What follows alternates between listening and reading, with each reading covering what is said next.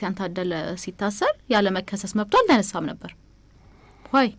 በትክክል ወንጀል ኖሮ በትክክል እንትን የሚል ቢሆን ኖሮ እኮ የህግ ሂደቶች ነበሩት። ያንን የህግ ሂደት የሚጥስ አካል በራሱ እነዚህ ሰዎች የህግ ጥሰት አድርገዋል ሲል ለኔ የሚያሳምን ነገር አይደለም፣ ትክክለኛ ሎጂክም አይደለም በእኔ አረዳድ ማለት ነው። ስለዚህ እነዚህ ሰዎች የፖለቲካ እስረኞች ናቸው።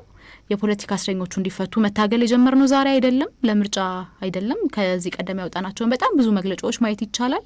ከዚህ አመት በፊት ማለት ነው። ይሄ የምርጫ አመት ተደርጎ ስለሚወሰድ ነው የምርጫ አመት ስለሆነ፣ ከዚህም በኋላ ደግሞ በምናደርገው ትግል እሱን መገምገም ይቻላል። ለእኛ የመርህ የምንታገልለት አላማና የሰብአዊና የዲሞክራሲ መብቶች መከበር ጉዳይ ስለሆነ አዲስ አበባ የሁሉም ናት ብለን እናምናለን። ስለዚህ አዲስ አበባ የሁሉም የመሆኗን ነገር በደንብ እየጣሰ ያለ ሁኔታ እንደሆነ ነው የምንረዳው። ለዜጎች አዲስ ቤት የመስጠት ወይ ደግሞ ከተማን የማልማት ሁኔታ ነው ብቻ ብለን አናምንም። አንደኛ የሚነሱበት መንገድ አግባብነትም የለውም። ከተነሱ በኋላ ደግሞ ብዙ ካሳም ያልተከፈላቸው ሰዎች አሉ። የሚከፈላቸው ካሳም ከወቅቱና ከነበራቸው ይዞታ ጋር የተመጣጠነ አይደለም። ስለዚህ እሱን እናውቃለን። እየተከታተልንበት አንዱ የመታገያ አጀንዳችንም ይሄ የቤት ፈረሳ ጉዳይ ነው።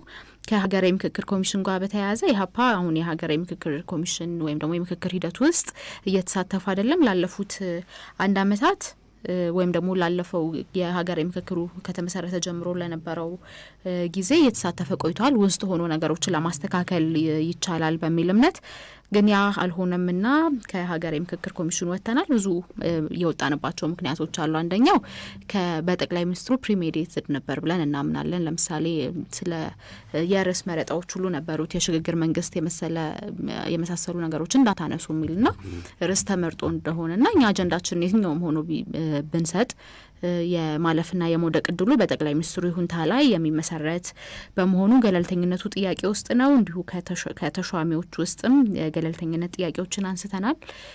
ከዛ ደግሞ ተጠሪነቱ ለህዝብ ተወካዮች ምክር ቤት ነው which is በጣም ከ90% በላይ በገዢው ፓርቲ የተያዘ ነውና ለማን አቅርበን ለማን ነው መፍትሄ የሚሰጠውስ በሚለው ደግሞ እሱ ላይም እምነት የለንም። ነገር ግን ለምሳሌ እንደ ኢህአፓ ለረጅም ጊዜ ብሔራዊ እርቅና ምክክሮች መኖር አለባቸው ብለን በጣም ላለፉት ረጅም አመታት ስንሰራ ወይም ደግሞ ስንናገር ቆይተናል። ነገር ግን የአጠቃላይ የምክክር ኮሚሽኑ ሂደት መሆን ያለበት በገለልተኝነት ላይ የተመሰረተና ለሁሉም እኩል ፍትሐዊ የሆነና ማንም ባለቤት ያልሆነበት ነገር ግን ሁሉም የኢትዮጵያ ሕዝብ በሙሉ ባለቤት የሆነበት ነው ብለን ስለምናምን አሁን ላይ ሂደቱ ውስጥ የለንም። ከሽግግር ፍትህ ጋር በተያያዘ የሽግግር ፍትህ መስፈን አለበት ብለን እናምናለን። ነገር ግን ወንጀል ፈጽመዋል የምንላቸው አካላት በስልጣን ላይ ሆነው ያንን የሽግግር ፍትህ ሂደት እየመሩ ሳይሆን እነሱም እንደ አንድ ተዳኝ ወይም እነሱም እንደ አንድ አካል ብቻ መሄዱበት መሆን አለበት ብለን ስለምናምን ያንን የሽግግር ፍትህን የምናሰፍንበትን መንገድ እንዲሁም ደግሞ አጠቃላይ ስለ ሽግግር መንግስትም ስናወራ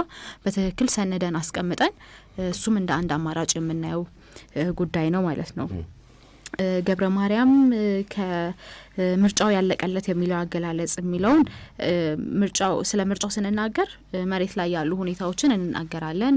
በተለይ በባለስልጣናት የሚነሱ ንግግሮችን አንድ አመላካች ፋክተር አድርገን ስለምንወስዳቸው እንናገራለን። ጠቅላይ ሚኒስትሩ ደግሞ አንድ ባለስልጣን ብቻ አይደሉምና ቅድም የጠቀስኩት የእሳቸው ንግግር ነው። ስለዚህ እኔ አይደለሁም ምርጫው ያለቀለት ነው ያልኩት፣ እሳቸው ናቸው ለአጃቢ ፓርቲዎቻቸው ስልጣን እንደሚያከፋፍሉ እየጠቀሱ ያሉት። ስለዚህ ኢህአፓ ሳይሆን ምርጫው ያለቀለት የሚለውን ኤክስፕሬሽን ያመጣው ጠቅላይ ሚኒስትሩ በራሳቸው የተናገሩት ነገር ስለሆነ ከዛ አንጻር ቢታይ ቅድም እንዳልኩት ደግሞ ምንም እንኳን የፖለቲካ ድርጅት ብንሆንና የፖለቲካ ሰዎች ብንሆንም እንደ ህዝብ ደግሞ መሬት ላይ እየኖርን ያለ ነውና እናውቃለን በኢትዮጵያ ውስጥ ያለውን ሁኔታ። ስለዚህ ትክክለኛውን ሁኔታ ክደን አይደለም ወደ ምርጫ ውስጥ የምንገባው፣ ያለውን ሁኔታ እናነሳለን፣ ቅድመ ሁኔታዎቻችንን እናገራለን። ከዛ ደግሞ የሚሆነውን ነገር እናያለን። እኛም ፖለቲካዊ ውሳኔዎችን እንወስናለን ማለት ነው።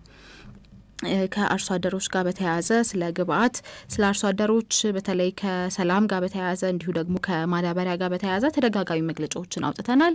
በተደጋጋሚ የምንታገልበትና በተለያዩ ስብሰባዎች ላይም የምናነሳው ሀሳብ ነው። ምክንያቱም እንደሚታወቀው የኛ ሀገር መሰረቱ ግብርና ነው። አብዛኛው የህብረተሰብ ክፍል በግብርና ነው እየተዳደረ ያለውና ያንን በተመለከተም በተደጋጋሚ የምንታገልበት ሁኔታ ነው። እንደምታውቁት እኛ አይደለንም ያንን ማድረግ የምንችለው፣ እኛ ያ እንዲፈጸም መታገል ነው የምንችለውና ያንን እየሞከርን ያለ ነው።